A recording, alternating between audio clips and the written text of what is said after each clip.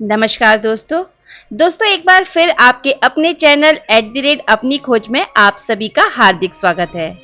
दोस्तों आज मैं पुराण पुरुष योगी राज श्यामाचरण लाहिड़ी की पुस्तक से अध्याय 3 जिसका शीर्षक दीक्षा और साधना है सुनाने जा रही हूँ। तो चलिए दोस्तों पढ़ते हैं।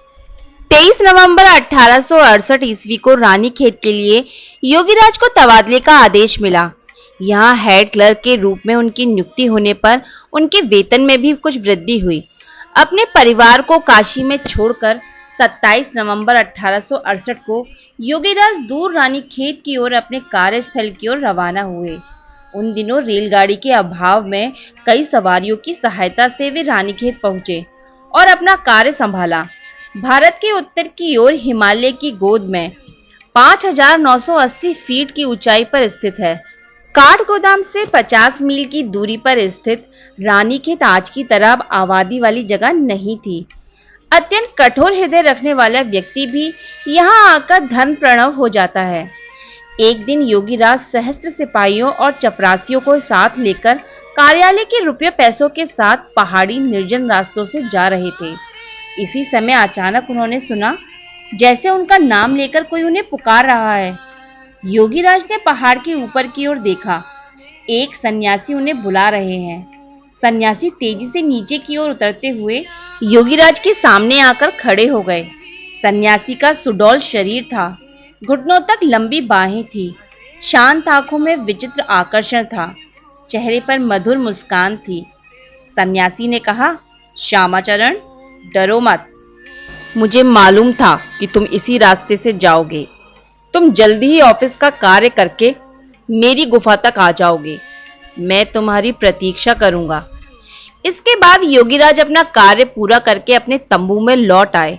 योगीराज सोचने लगे कि आखिर उस सन्यासी ने उनका नाम कैसे जाना। योगीराज को पता था कि हिमालय के इस निर्जन क्षेत्र में उच्च आध्यात्मिक अवस्था वाले साधु सन्यासी भी रहते हैं। इसीलिए वे उस सन्यासी का परिचय प्राप्त करने के लिए रवाना हो गए।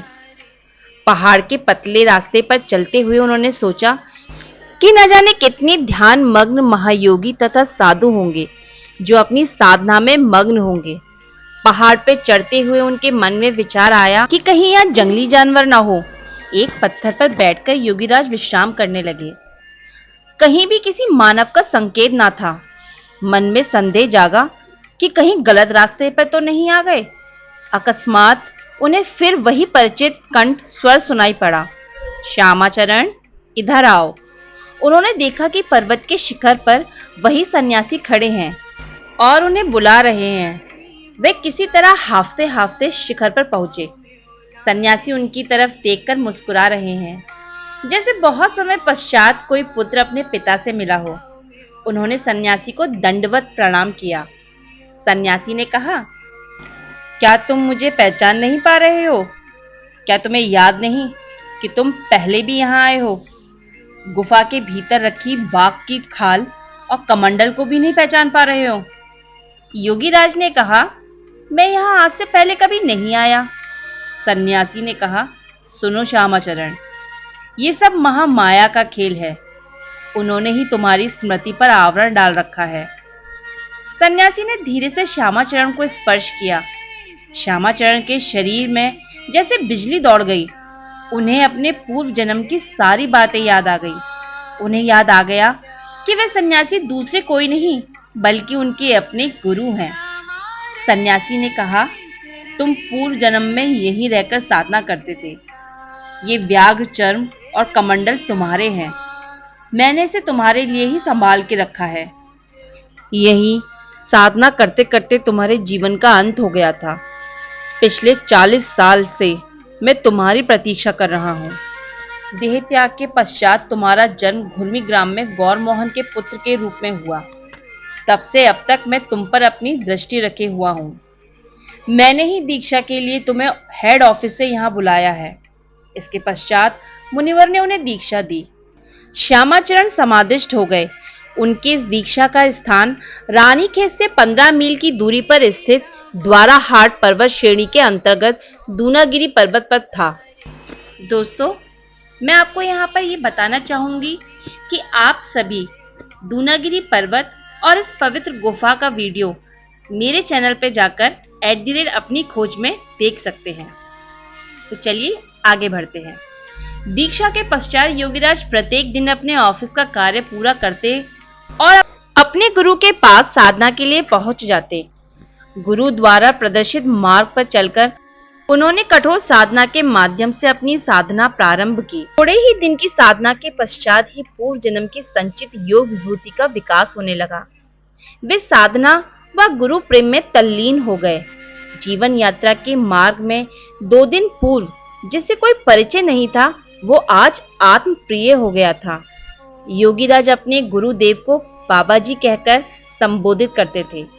साधना की उच्च अवस्था में पहुंचने पर योगीराज गृहस्थ संसार, पत्नी, पुत्र, कन्या सबको भूलकर इस प्रकार साधना में विभोर हो गए कि वे किसी भी कीमत पर अपने गुरु का साथ नहीं छोड़ना चाहते थे। अपने पूर्व जन्म में योगीराज ने इसी गुफा में रहकर कठोर साधना की थी। परिणाम स्वरूप वर्तमान जन्म में थोड़े ही दिनों में गहरी साधना के माध्यम से एक उच्च स्तर पर पहुंचकर घर बार सब कुछ भूल गए थे। इसी बीच बाबा जी ने उनसे कहा कि वे अब इस जगह को छोड़कर कहीं अन्य स्थान पर चले जाएंगे, क्योंकि धीरे धीरे यहाँ आबादी बढ़ने लगी है और साधुओं के रहने के लिए जगह अनुपयुक्त होती जा रही है। विशेष रूप से वे जिस कार्य के लिए यहाँ इतना समय रुके हुए थे, वे कार्य भी अब पूरा हो चुका है। बाबा जी ने उन्हें जिस कौशल से यहाँ बुलाया, वह भी उन्होंने योगीराज को सिखाया। इसके पश्चात बाबा जी ने कहा, अब तुम्हें घर लौटना होगा। किंतु योगीराज बाबा जी को छोड़कर कहीं जाना ही नहीं चाहते थे। वे जानते थे कि सौभाग्य से उन्हें गुरुदेव का सानिध्य प्राप्त हुआ है, अतः अपना शेष जीवन अपने गुरु के साथ रहकर कठोर साधना में बिताए। बाबा जी ने योगीराज के मनोभाव को समझकर कहा, ऐसा नहीं होता मेरे पुत्र, तुम पूरी तरह से गृहस्थ आश्रम में रहकर कठोर साधना द्वारा उज्जवल आदर्श की स्थापना करोगे। बाहर लोग तुम्हारी प्रतीक्षा में हैं, उन्हें भूलने से काम नहीं चलेगा। सांसारिक मनुष्य संसार में रहकर ही ईश्वर की साधना करना चाहता है। उनके जीवन में अनेक समस्याएं हैं, इसलिए तुम्हें उनके बीच रहकर सहज, सरल, आडंबरहीन एवं अल्प समय में ही फलदायक इस योग साधना का मार्ग प्रशस्त करना होगा। तुम्हारा पुनः आगमन इस धरती पर इसलिए हुआ है। योगीराज सोचने लगे कि सांसारिक कार्य व्यस्तता के बीच कठोर साधना कैसे की जा सकती है। ये बात असंभव सी प्रतीत होती है।